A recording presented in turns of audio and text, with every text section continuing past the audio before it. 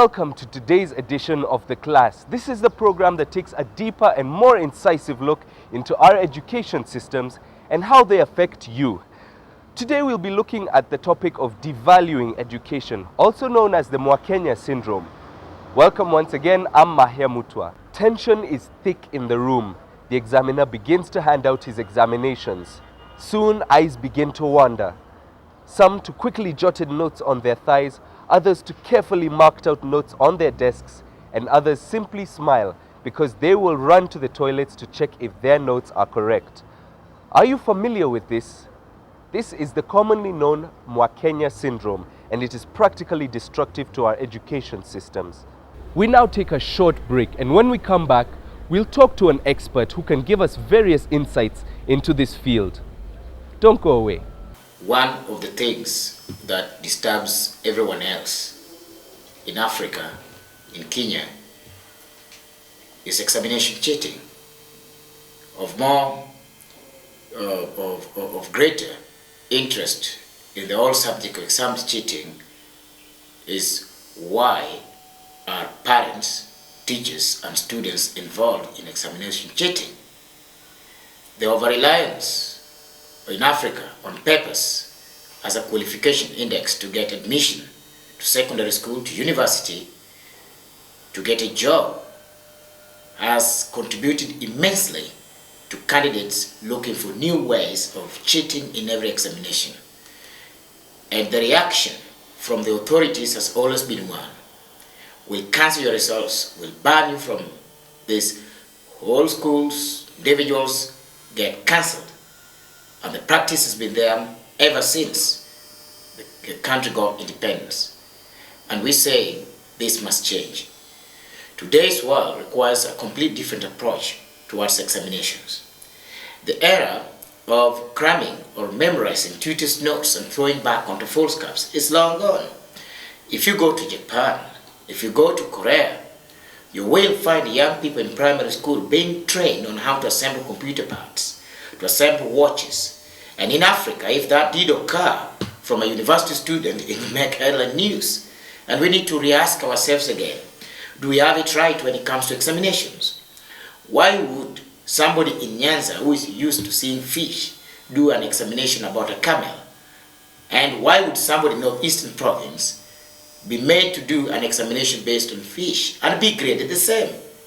And if somebody already knows that she is not going to make any headway out of that, the best thing is to look for every single means to get that paper. And that's why everyone is struggling simply very hard to cheat in exams so that the uncle can push for that position in a national school, push for that job. And I think this is something that we need to address completely differently by starting to embrace practical examinations where candidates are forced or are lured into doing exploration or experiential learning.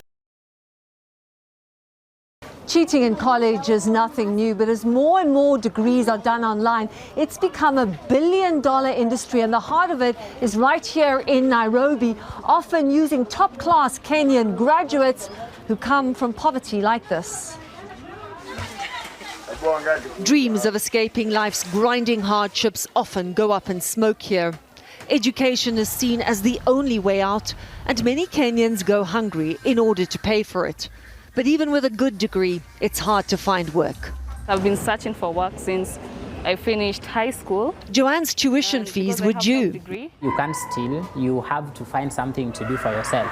William was battling to pay his rent, and so they turned to the global essay for higher industry. It's not really something you would be proud about, telling people that you help others cheat. Here's how it works. The Kenyans advertise their services on reputable websites with hip names like Ace My Homework and Essay Jedi. These are legitimate platforms offering academic assistance like tutoring, but some students use them to pay writers who will do anything for them, from an urgent essay to an entire college degree. William has first-hand experience of this with one client. I did his degree and right now I'm doing his master's. He's promised me that I'm also going to do his PhD. He's the most successful of the two, earning over $2,000 a month. He pays to open accounts on a few of the websites, securing work for himself and other writers. The American student pays between $20 to $50 a page. The account owner, like William, takes a 75% cut. The Kenyan writer can earn as little as $5 a page. So the first one is The Kenyans are often given the American students' college login details so they can complete assignments and access the university library. They showed us some of these and we were able to verify that these were indeed students enrolled at US universities. Joanne is doing entire courses for some students. Give me an example of some of the names of the essays. Argumentative essay on emotional support animals. I also did research on the invention of insulin. With her help, they're passing with distinction. That one of psychology, he got 96. And William is writing all the papers for a social psychology student who's getting straight A's. The Kenyans are so good at the job that sometimes they get asked to dumb things down. There is one I did and the student got 97. The lecturer was like, this doesn't look like you. So the student is like, could you please lower it down, maybe work on the language. Between them, they say they have enabled American students to cheat their way through everything, from US history to engineering, even medicine. I think the state of cheating at colleges and at universities is serious and getting more serious. Ethics professor David Rettinger has been sounding the alarm for years. We trust that our doctor has actually been to medical school. Cheating leads us to overall social corruption because it leads us to having a cadre of professionals who can't actually do the work that they claim they can do.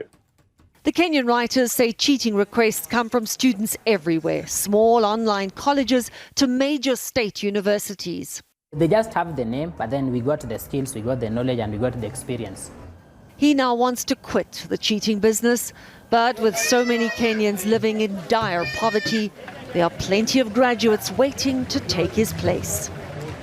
The Kenyan students we spoke to believe it's impossible to shut down the cheating industry, saying that if websites are closed, they will simply find new ways to operate.